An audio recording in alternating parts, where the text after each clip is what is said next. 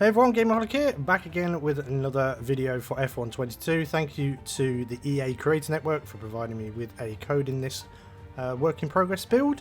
And today we're going to be showing you some of the new features in career mode. So the first one we're going to talk about is the adaptability for new players. So if you're a new player thinking of just want to play some F1 and you're not that skilled, or you're just new starter, they have now introduced something called adaptive AI. You have to be on the casual racing style, which I will show you just now. So in the top right corner there is a race style, where on the PC and Xbox you press Y. As you can see, it's casual at the moment, and then you've got standard and you have expert. And there is also an extra one if you want to, and it's called Pro. That puts it on max settings for everything. I normally play on expert, but today we're going to be doing casual. This is for new players and players that just want to have fun without being penalised. And you can just race. You haven't got to worry about damage or the AI being too good. For most people who have played these games before, this is probably not an option you're going to use, but we'll show you what it does. So it limits all the settings you can choose. So here we have just the steering assist. Normally you'd have brakes, ABS, lockups, everything. With this you don't.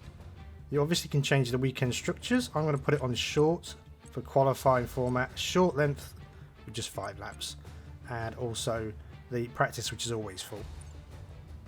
This is the adaptive AI. You can either have it off, which then you can choose your own AI difficulty, 20 to 39 being the easy, then you have 40 to 59 being medium, 60 to 79 is hard, expert is 80 to 89, you have 90 to 94 master, legend is at 95 to 100, and then you have ultimate, which is 101 to 110. That you have to be pretty gifted, probably playing esports. If you turn it on though, you get it set at 25, which for me should be pretty easy, but I'm not going to count my chickens. So it says here on normal that it is an adaptable level of difficulty applied to all AI competitors that reacts to the player's position on the track. If you put it on full, it's a more accessible level of difficulty applied to all AI competitors that will react to the player's position on track and adapt their speed and competitive based on this. You can also change the recovery modes to non-flashback and auto reset to track. Again, we're going to do it really casual today. These are just the obvious controller settings if you want to change those. And then you have the audio stuff.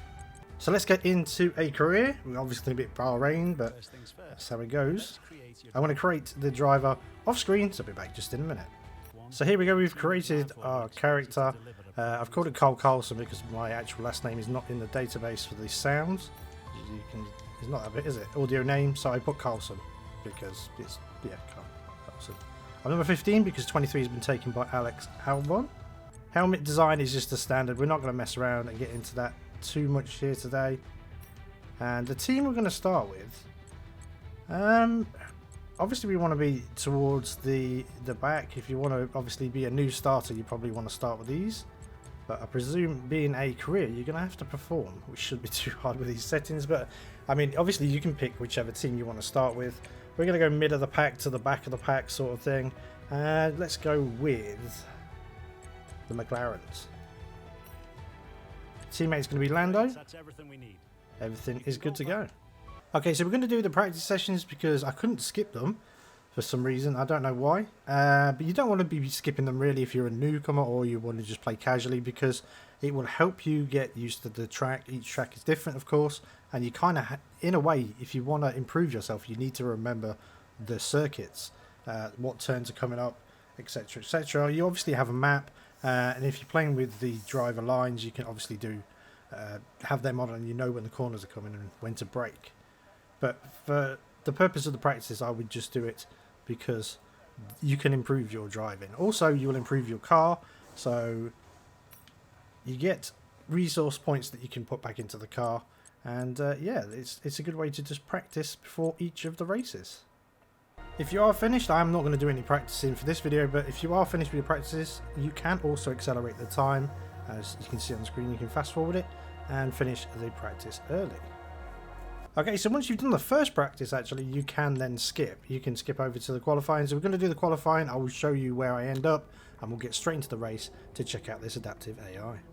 Okay, so we're in the race now. I actually qualified in 13th. I took a spin and I only did one lap. And I actually noticed as well, it does actually return you back to the track automatically. So this should start learning the way that I play, or the way that I drive, and alter it to better match my skills. Right, to take that way wide, there we go. Like I said, this is probably going to be too easy for me. I've gone from 13th before the first 3 corners to 2nd. And it's Bahrain, it's the track that you race on the most, because if you start a new season halfway through, you obviously start again, you're back at Bahrain again. It's worth noting as well for newcomers that you have no damage on. That doesn't mean you should just go around smashing into cars and stuff, but there is no damage on the easy casual mode. So newcomers again can learn how to race and drive properly.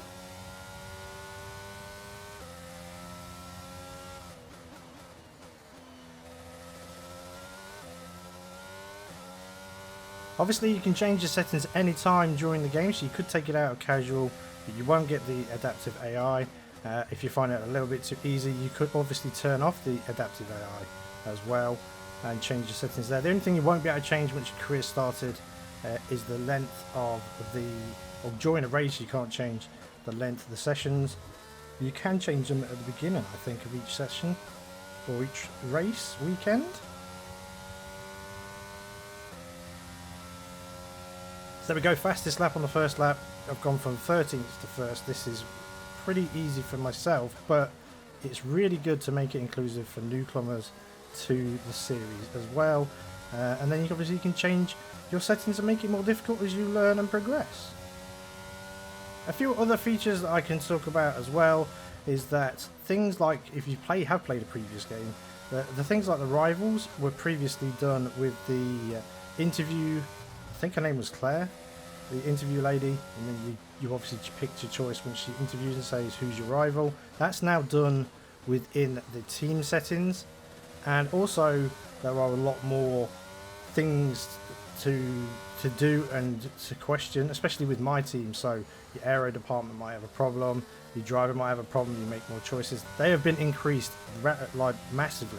There is a lot more of the choices to go on when you're playing in my team. I'm not too sure on Korea because it's the first time I've played it on 22. There's also going to be cross-race threaded messages, so they will, I haven't got to that point yet, but I can imagine it's something on the lines of you did well at Bahrain, you did well at Australia, at Jeddah, but then suddenly you have a poor race in the next couple, and they probably mention things like that, like your aero or your powertrain's letting you down. And then you're going to be having your interview style done that way. That was the fastest lap of the race. Keep this up. Well done.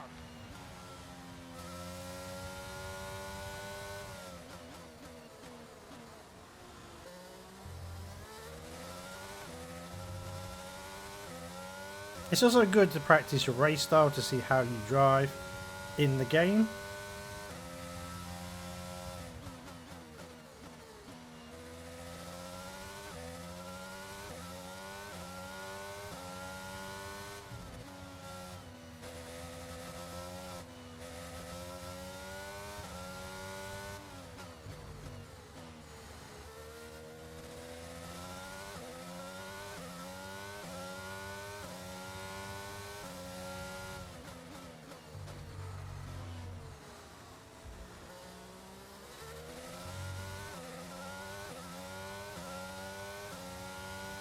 So there we go, that has been a little bit of a talk about the new features coming to the career mode. You can obviously start in F2 as well, just work that bit out. But as you can see, we've got this adaptive AI, which is mainly there for the casual, the newcomer to the series, to the game, just to help you along while you learn the ropes of how these games work. We've obviously got the new in-depth, like expanded departments, features, events.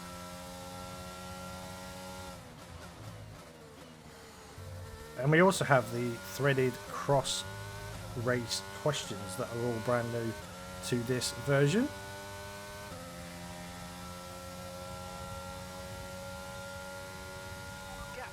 So let me know if you like these new features. Like I say, if you're already a fan or a veteran at the F1 games, this really doesn't apply to you. But if you are new and thinking about buying this game, or watching and you're new, interested in the sport, let me know what you think about it in the comments section. And I will be doing a full career mode and probably also a My Team career mode for my channel once the game is released on Champions Edition on the 28th of June. And if you haven't got the Champions Edition, it will be the 1st of July. Don't forget to like, comment and subscribe and share all the good stuff. Look forward to hearing your comments in the comment section, and hopefully you are going to enjoy the rest of your day. So this is me finished. I will be back soon with more F1 22 game play videos and information. Have a great rest of your day and take care.